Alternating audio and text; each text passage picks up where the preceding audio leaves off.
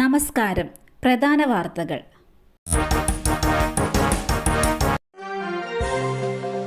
സംസ്ഥാനത്ത് ഇന്ന് ഉയർന്ന താപനില മുന്നറിയിപ്പ്. ഒറ്റപ്പെട്ട ഇടങ്ങളിൽ സാധാരണയേക്കാൾ 2 ഡിഗ്രി സെൽഷ്യസ് മുതൽ 3 ഡിഗ്രി സെൽഷ്യസ് വരെ താപനില ഉയരാൻ സാധ്യതയെന്ന് കേന്ദ്ര കാലാവസ്ഥാ വകുപ്പ് അറിയിക്കുന്നു. ഉയർന്ന താപനിലയും ഈർപ്പമുള്ള വായുവും കാരണം ചൂടും അസ്വസ്ഥതയുമുള്ള കാലാവസ്ഥയ്ക്ക് സാധ്യതയുണ്ട്. സംസ്ഥാനത്ത് ഉയർന്ന ചൂട് റിപ്പോർട്ട് ചെയ്യപ്പെടുന്ന സാഹചര്യത്തിൽ പൊതുജനങ്ങൾക്കായി സംസ്ഥാന ദുരന്ത നിവാരണ അതോറിറ്റി ജാഗ്രതാ നിർദ്ദേശങ്ങൾ പുറപ്പെടുവിച്ചു.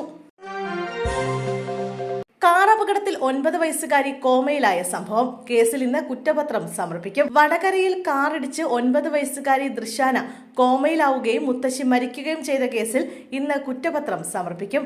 അശ്രദ്ധ കാരണമുണ്ടായ മരണത്തിനും തെളിവ് നശിപ്പിക്കാൻ ശ്രമിച്ചതിനും വടകര പോലീസ് എടുത്ത കേസിലാണ് ഇന്ന് കുറ്റപത്രം സമർപ്പിക്കുക. Vadakara judicial first class magistrate കോടതിയിലാണ് കുറ്റപത്രം സമർപ്പിക്കുന്നത്. വ്യാജരേഖ ചമച്ച് ഇൻഷുറൻസ് തുക തട്ടിയെടുത്ത കേസിൽ കുറ്റപത്രം അടുത്തയാഴ്ച സമർപ്പിച്ചേക്കും.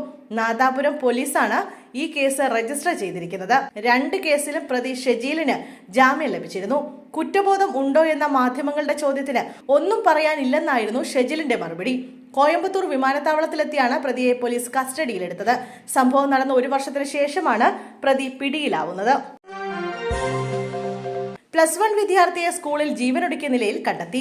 കാട്ടാക്കടയിലെ കുറ്റിച്ചലിൽ പരുത്തിപ്പള്ളി VHSC +1 വിദ്യാർത്ഥി ബെൻസൺ എബ്രഹാമിനെയാണ് മരിച്ച നിലയിൽ കണ്ടെത്തിയത്.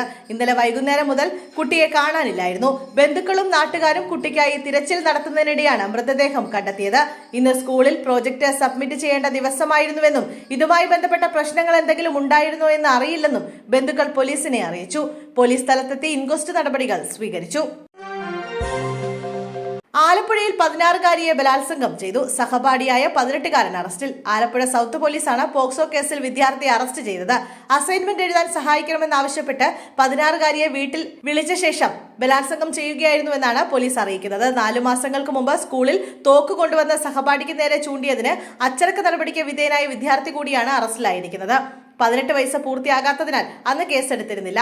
വിദ്യാർത്ഥിയെ സ്കൂളിൽ നിന്ന് അന്ന് സസ്പെൻഡ് ചെയ്തിരുന്നു. ശേഷം വീണ്ടും പുനഃപ്രവേശനം അനുവദിക്കുകയായിരുന്നു.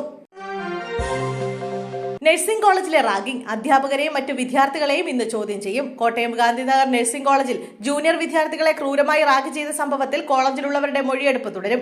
ആവശ്യമെങ്കിൽ മാത്രം പ്രതികൾക്കായി കസ്റ്റഡി അപേക്ഷ നൽകാനാണ് നിലവിൽ പോലീസിന്റെ തീരുമാനം. കോളേജിലെ ടീച്ചർമാരുടെയും മറ്റു വിദ്യാർത്ഥികളുടെയും മൊഴി ഇന്ന് രേഖപ്പെടുത്തും. ഗാന്ധിനഗർ നഴ്സിംഗ് കോളേജിലെ 3ാം വർഷ വിദ്യാർത്ഥികളായ സാമുൽ ജോൺ, രാഹുൽ രാജ്, റിജിൽ, വിവേക്, ജീവ എന്നിവരാണ് കേസിലെ പ്രതികൾ.